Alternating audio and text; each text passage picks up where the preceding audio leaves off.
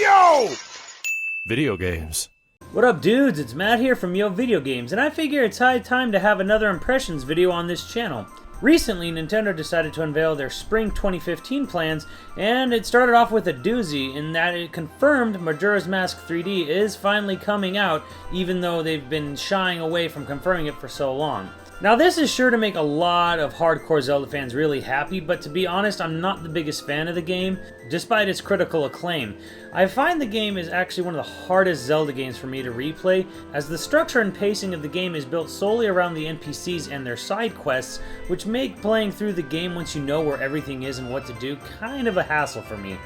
Now, I know some people are really in love with it, so I won't go too far into it, but man, I could rant hard about this game if I really wanted to.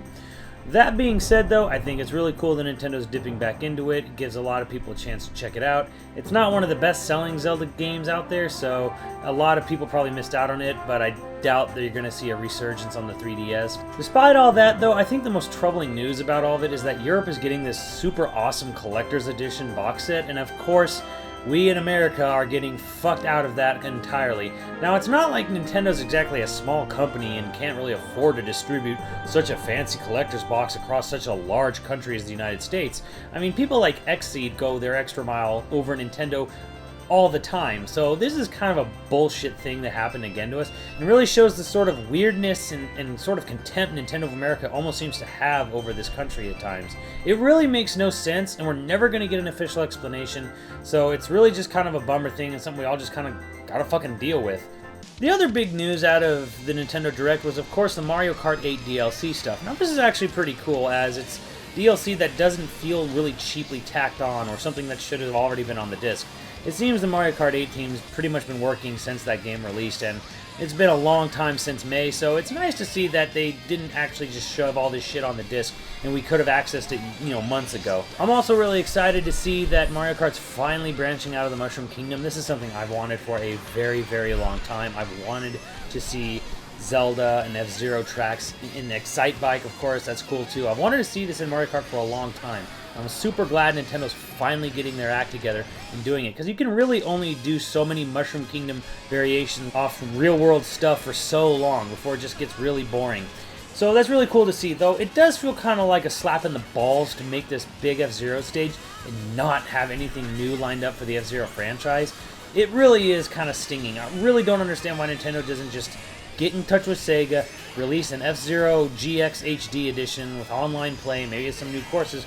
Everyone will be fucking happy. It's really surprising and confusing why they just let their whole franchise of F-Zero just languish in limbo forever, but that's Nintendo for you. Much of the Direct also focused on the Amiibo figures, which I'm not really too jazzed about, but I do think it is cool that they are finding ways to use them in all these different games. They basically feel like glorified DLC that you can display on a shelf, because you pay about $13 for these little fuckers, and then each one of them will unlock some weird little thing in each game. Now, Smash Brothers makes more heavy use of it, but for games like Hyrule Warriors and Mario Kart, it's basically just unlocking fluff shit, like a new weapon set or costumes for your fucking Miis.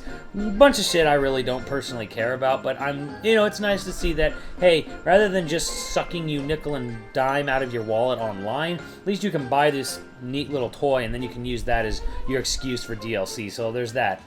Codename Steam also got a big update, and I gotta admit, I was like a lot of people at E3. I saw it, and I was just kind of like, I kind of wrote it off pretty heavily. But the new trailer and the new footage actually made it look kind of interesting to me. I actually really dig the whole idea that it's literally the League of Extraordinary Gentlemen, but in Nintendo form, and I kind of dig its fucking over-the-top weird presence of using all these classic literary characters that are public domain now. But I think it's really cool. It is nice to see another developer attempt to go for the Valkyria Chronicles battle system, and speaking of which, Valkyria Chronicles is coming out on PC this month, which you should totally buy if you have the means to do it, because that game's fucking awesome. But nonetheless, Codename Steam is looking a lot better. I don't know if I'm going to buy it exactly, but hey, I do appreciate the diversity of the portfolio Nintendo's making for both systems. For me, though, the big fucking news was, of course, Xenoblade X. Now, we didn't get an official release date in America, however, Japan got a release date of Q2 2015, which basically means April, May, June, probably around May or June-ish. Xenoblade came out on the Wii in Japan in June originally, so that would kind of make sense if it fell in line there. I believe this does confirm, though, that we are definitely not getting this game at the same time as Japan. It means I'm going to have to go out and buy a Japanese Wii U because, hell, if I'm fucking waiting for this, I waited way too damn long for this game. There wasn't a whole lot of new information detailed other than, hey, there will be side quests, which is like great big fucking news there. And the fact that the town, the Neo Los Angeles, looks a lot more polished now than it was looking in earlier trailers. So that's nice to see, though it is kind of funny to see how the human colonists on the planet have these very modern day looking houses and shit which you can jump around in, and then the rest of the world is actually totally alien and awesome looking. This is actually kind of like the first Xenoblade in a way, because a lot of people are kind of complaining about how the environments in Neo Los Angeles and the character models look kind of iffy in quality, and I don't disagree with that. I do think the character models do look a little and I do think the human colonization area looks a little bland, but that to me is very reminiscent of the first Xenoblade.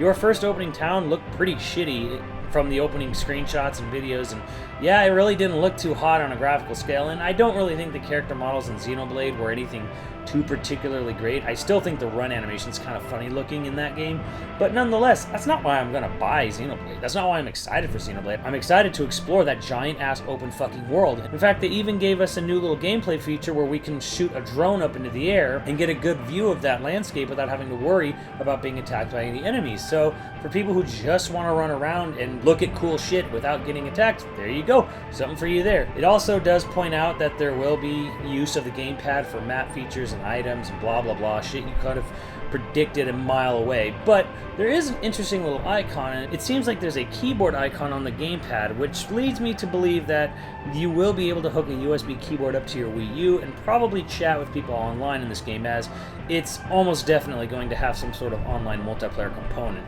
especially if you go by any of the early footage where it actually has chat log windows and stuff.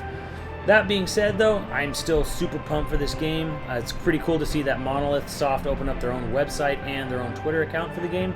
It's coming out pretty soon. They say right now that they've just putting the final touches on the game, which means that development's pretty much done. Now it's all just about fine-tuning and probably doing what they can to tweak the graphics, tweak the draw distance, all the really, like, minor stuff. So that's cool to see that the game is actually pretty much finished, done, and almost ready to go at this state. Again, it's a late spring release in Japan, meaning that, yeah, we're done here, and this is really cool to see. It would only be so nice if some other big giant-ass Japanese RPG publisher could get their games done in such a timely manner with so much more budget to work with. And lastly, of course, I should mention that Iwata did bring up Splatoon again, and I'll be honest, nothing in this game has swayed my opinion on it. I give almost zero fucks for the little Squid Girl game. They showed off that, hey, it's going to have a single-player campaign, because duh, of course it was going to have a single-player campaign. Although it was really distracting to watch it because all the octopus enemies look exactly like something out of Mr. Meaty from Nickelodeon. It's really hard to ignore. Check this shit out.